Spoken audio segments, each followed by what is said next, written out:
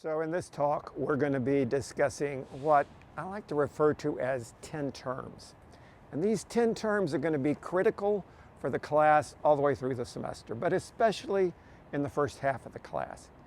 These 10 terms, I think, are a way of defining what we're talking about when we're thinking of creative problem solving. And they're really key to us having a common ground for discussion through the semester.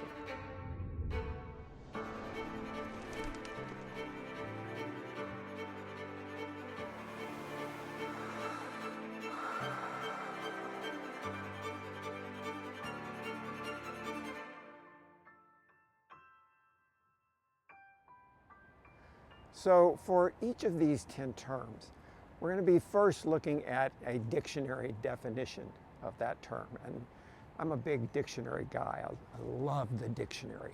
And I've got a dictionary in my office about a foot thick. It's a big old, Webster's Collegiate Encyclopedic Dictionary. And it has for every word, like not just one definition, like 15 definitions of that word.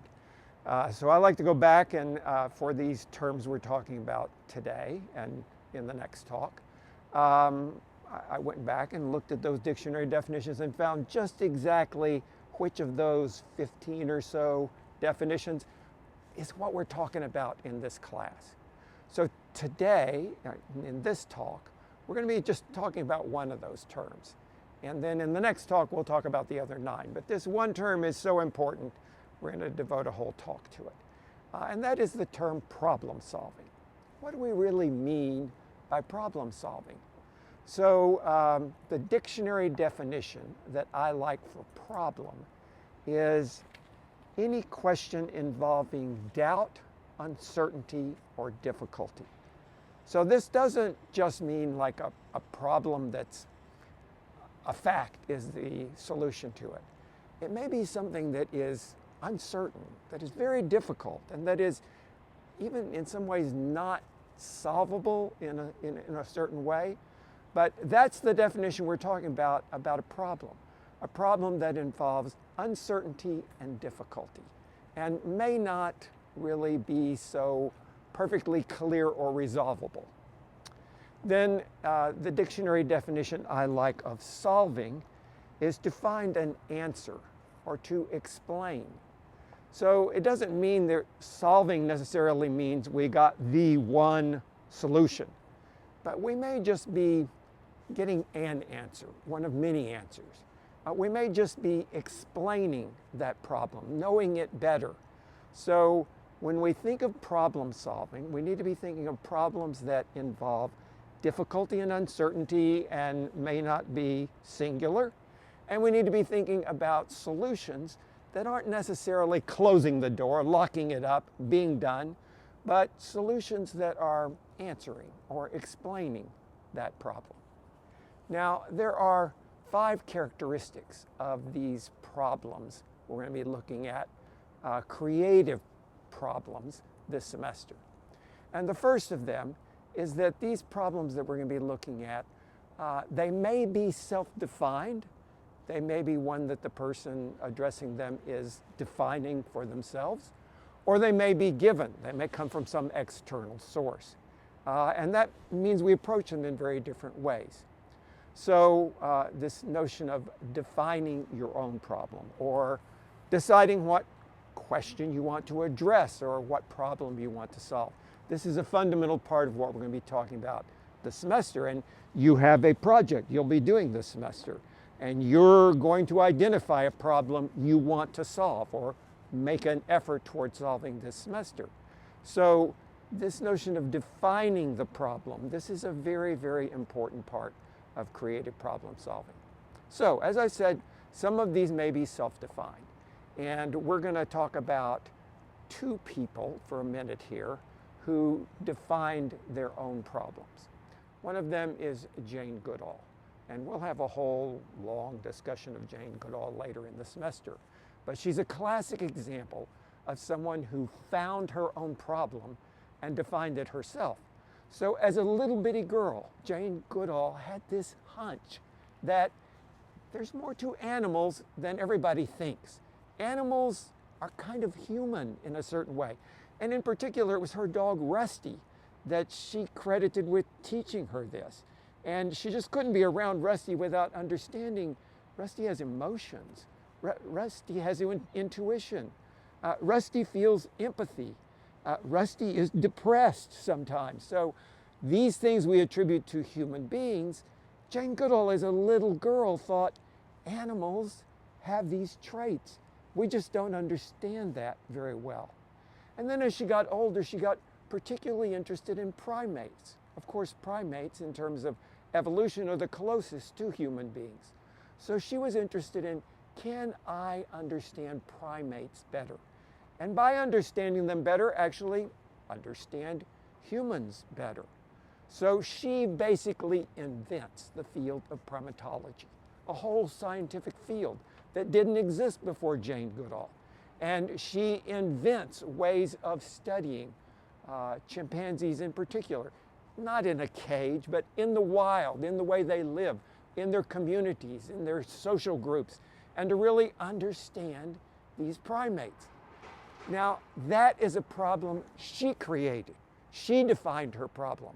And a very important part of this creative problem solving we're talking about this semester is the ability to define your own problem. Now, a second person I want to talk about in this regard is this amazing artist named James Turrell. And the reason why we're here, just outside the Student Activity Center, is that we're going to go up to the roof and we're going to look at a piece done by James Turrell, world-renowned artist, who we have a precious James Turrell work here on the campus. It's called The Sky Space, and we're going to go up there and talk about how James Turrell defined his own problem. So here we are on the top floor of the Student Activity Center, and as part of planning this building, a piece of art was integrated into the building and commissioned from James Turrell, this world-renowned artist. And it's amazing up here. You see the UT Tower over there. It's a really cool spot. And this is a really amazing piece of art. But what we want to talk about is this notion of James Turrell as an artist defining the problem he wants to solve. And for him, it's all about light and color. He's interested in the way that our body, our eyes, see light and see color. He's interested in the science of it. He's interested in the physiology of it. And he makes his art by explaining, like I said, not solving the problem, but answering or explaining the problem of how does your eye see light and color? How do we experience it? And how does it affect our emotions and also our intellect? So this sky space is this amazing vessel, and you go inside it. We'll go inside in a minute. And you're inside that space, and it's teaching you about light and color. And it's answering or explaining this notion of how light and color interacts with your body, and in particular with your eye. Let's go inside. So here we are inside the sky space. And there's this little room, and you sit very comfortably here, and you're looking up at the sky. And today it's a perfectly blue sky. But if you come at dawn or at dusk, there are lights that shine up on the ceiling in different colors. And if you shine a red light up on that ceiling and you see the blue in contrast to the red, it changes the way you see blue. Blue doesn't look blue anymore. If you put a yellow light, it changes the color, and blue doesn't look blue anymore. And it's freaking amazing. You sit here and you know that sky is blue, but it looks green. You know that sky is blue, but it freaking looks pink. And so if you come at dawn or at dusk, and they have hours you can make appointments and see it, it's an amazing art experience. And it answers and explains this problem of how our eye, our bodies see light and color. Now, this is a cool James Turrell piece. But for me, oh my God, the ultimate James Turrell piece is a little room that's on an island off the coast of Japan called Naoshima. And I went there with my son and daughter-in-law several years ago. And in that piece, you go through a light lock. You go this way, turn around, go back the opposite way, turn around, go back the opposite way, so that all the light has been blocked out. And you're inside a room that is pitch black, jet black inside. And they tell you as you go in, just go in and sit down and just wait. And nothing will happen for about 10 or 15 minutes. And then when you see the blue light, stand up and walk toward the blue light. So the three of us, we go in, we find our way around, braille our way over to a bench, sit down, and for 10 minutes, we just sit there. And it's incredibly boring. And, I have a hard time just sitting still. And this is like I'm impatient, you're not looking at your phone. It's even hard to have a conversation. You can't see the other person's face. So you're really just meant to be there for 10 minutes, doing freaking nothing, just sitting by yourself. And it slows you down. Slows you down. And so you're suddenly receptive to things you might not have been receptive to otherwise. And you're in this space, in the dark, just kind of turned in on yourself. And then suddenly, this very faint blue light appears at the other end of the room. And slowly, it gets brighter and brighter and brighter. And over a period of about 5 minutes, it turns into this blazing, gorgeous blue light that just fills the other end of the room. And you stand up and go toward it, and it's definitely illuminated. And the thing you realize is that it's been there all along. But it took 10 minutes for your iris to open up enough for you to see that light at all. And then from 10 minutes to 15 minutes, your iris continued to open, and suddenly you could see this gorgeous blue light you were incapable of seeing 15 minutes ago. Now, that's like a discovery. For one thing, this whole notion of, wow, if I slow myself down, I see a lot that I don't see in my normal fast-paced life. And then, my God, just physiologically, my eye is capable of seeing things in the dark I didn't know about. Now, from my point of view, that's a freaking amazing piece of art. It helped me see the world, see myself, see my body in a completely different way. This is James Turrell defining what problem he wants to solve and then answering and explaining that problem. That's a very creative act, and that's how he makes his art. Now, like I said, sometimes we can define our own problems, but sometimes problems are given to us. So let's think about that for a minute. So a good example of someone who had a problem given to her. She didn't define this problem, it got given to her, is Eleanor Roosevelt. So Eleanor Roosevelt, of course, was the wife of Franklin D. Roosevelt, President of the United States. Turns out Eleanor, and again, she's someone we're going to talk about to a larger extent later in the class, but she was a very shy person. She didn't like being in public. She liked being by herself and reading and doing quiet things. And then it turns out she marries Franklin Roosevelt, he becomes president, and she's the first lady of the United States. And she's got to be a public person. And she has to figure out, how do I solve this problem? This problem is given to me. How do I answer or explain this problem? And it turns out she's a phenomenal first lady. She doesn't like speaking so much, so she writes. And she starts a newspaper column that becomes syndicated all across the United States. It's called My Day. And every day she kind of explains to people what the First Lady does, what it's like to be in the White House. She's enormously popular. She becomes this major figure. She is, for decades, the most admired woman in the world in international polls. But she had that problem given to her. So our first characteristic of these problems is that they may be self-defined or they may be given. A second characteristic we need to pay attention to is often these problems will have many solutions. There's not just one way to solve the problem. A good example of that, and again is an example we'll talk about more later in the semester, but is the case of finding a vaccine for polio.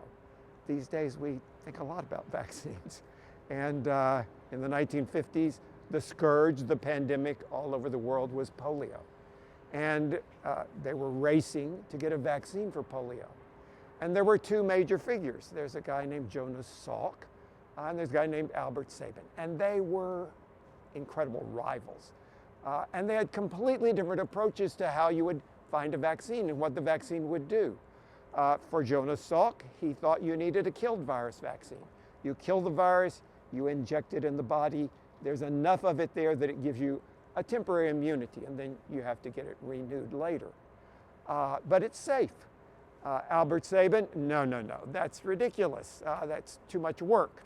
What you need is a live virus that is diluted enough that when you put it in the body, it makes you immune for a long period of time, essentially indefinitely. So they have completely different approaches, and both of them are successful.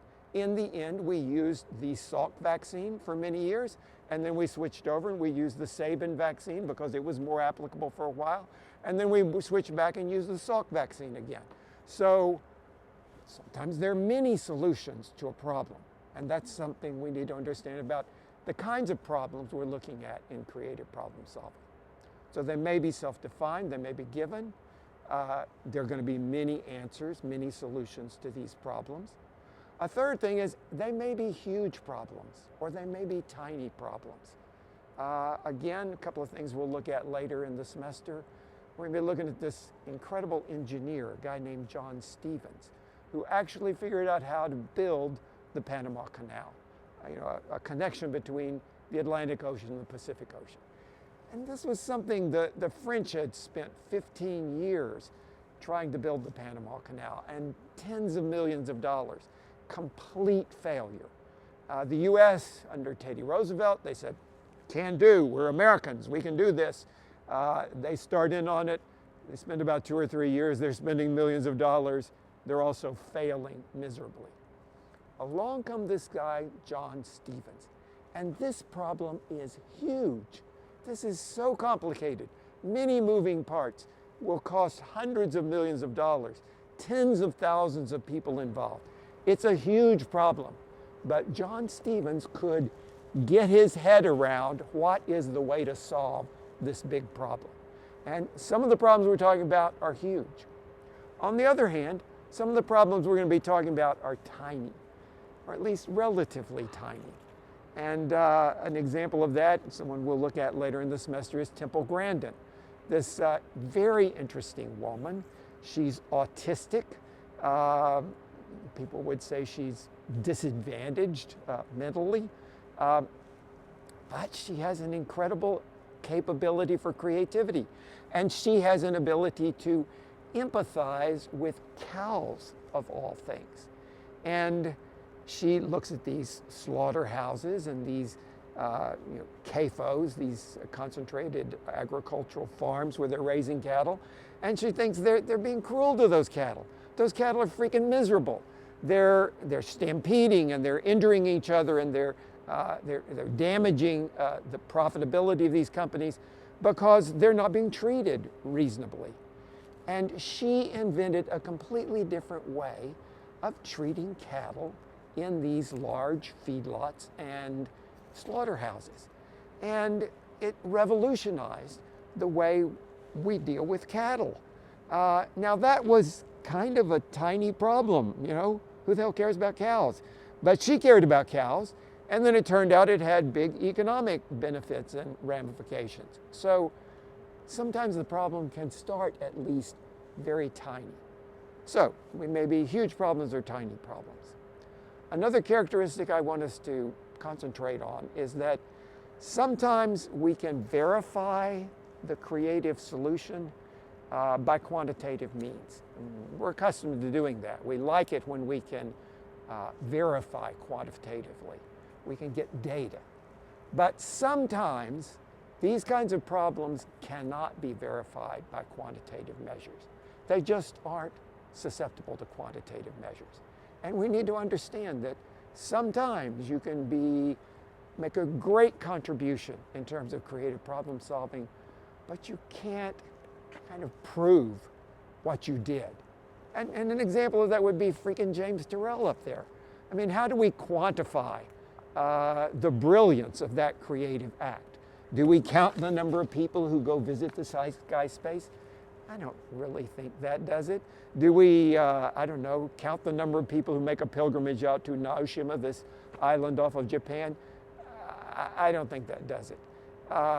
It's just not verifiable by quantitative measures. Does that diminish the value of that creativity? No way.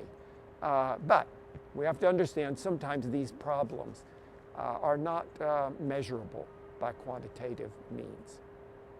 Then the fifth and final thing I want us to talk about in terms of what problem solving means in this context is that these are often open-ended problems. You could work twice as long with twice as many resources and get further with the problem, or you could work half as long and only get that much of a solution to the problem. One of my favorite filmmakers is Tim Burton. He has a terrible problem with finishing a film. He never knows when to stop. When have I got enough to make it public? He sometimes will work 5 years on a film.